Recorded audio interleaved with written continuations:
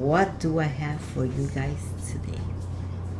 Well, I've been receiving some emails and I've been asked to speak about my beginning, my spiritual development, my spiritual awakening. Well, I think this is gonna take like about 2 videos to tell you guys how it all began in my life. One thing I can tell you, when you awaken spiritually to the lois, it is so intense.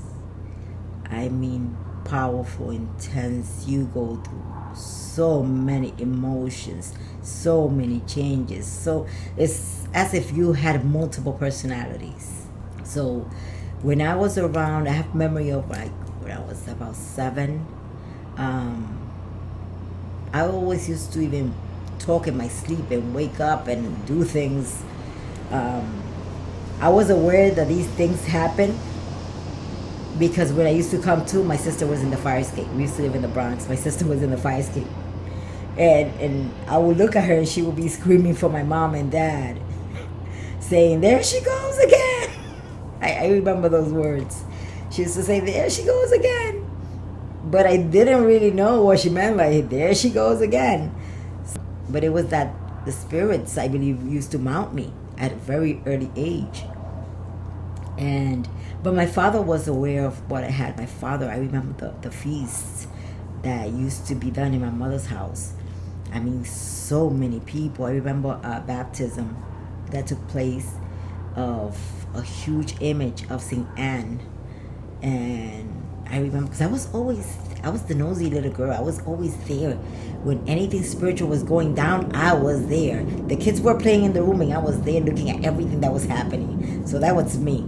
And I remember they had this huge table in the middle of the living room and all these people were there. I mean, you know, people with good businesses, people in very good positions, financial positions.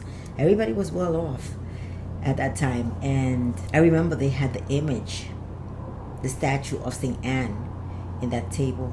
And my father was there because they shared the same day. My father's birthday is July 26th and St. Anne's feast day is July 26th. And this man, I don't remember that much, did a couple of things. There was flowers and there was a cake and maybe it was a feast day. And then there was like a godfather and a godmother, and they gave the statue to my father, which was a big statue. And she blessed my father in so many ways, financially. And I remember that my father always used to light her candles and, talk to her. But it was very secretive at that time. I never asked any questions, but it was very secretive, everything that was done. So I started growing up. I remember a lot of incidents that used to happen. And then I realized that I had some sort of power, some sort of gift, which I had no idea what it was, because the spirits used to mount me when I was in school. And my sister was always by my side.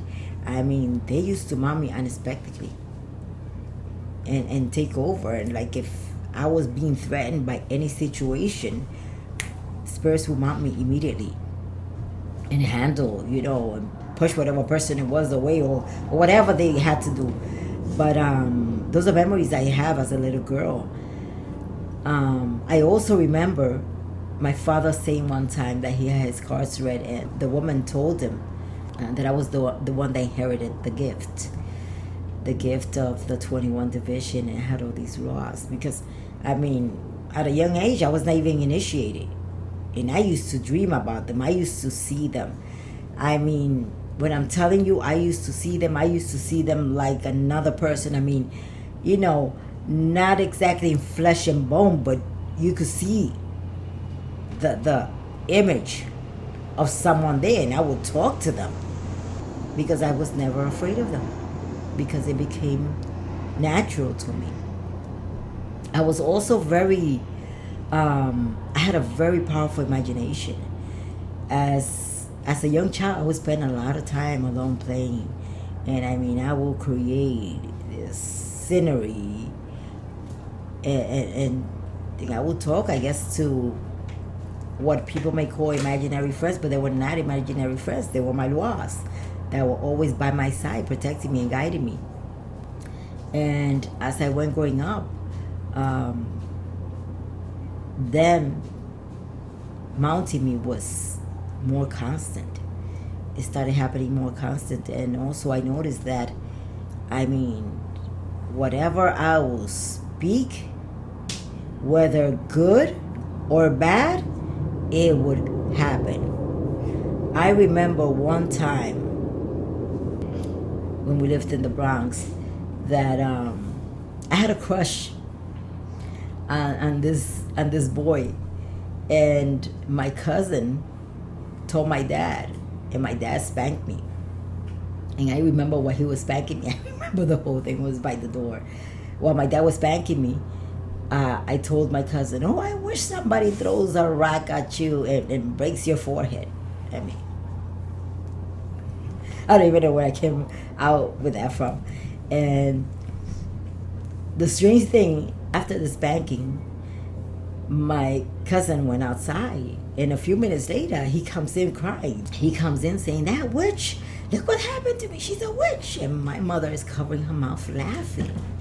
And they're asking, what happened? What happened? He says, somebody threw a rock from the roof and you know, hit him in the forehead. And they went to the roof, and there was no rocks in sight. And they went downstairs to in front of the building, and they found the rock. And the rock had some sort of signature, like with a red marker or something. I still remember that. And they were holding him back because he was calling me a witch. He said, "That witch," because like I said, I would just blur things out and they would just happen.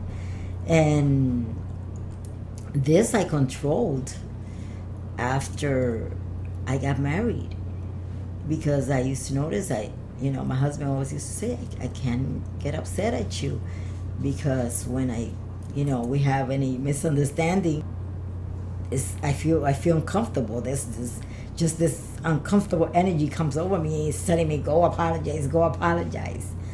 And I always use, sometimes when we get upset or not even upset, sometimes I used to tell him, well, just be careful, that's gonna fall.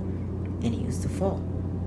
And I say, one time he was changing a light bulb, and I told him, that light bulb is gonna blow up.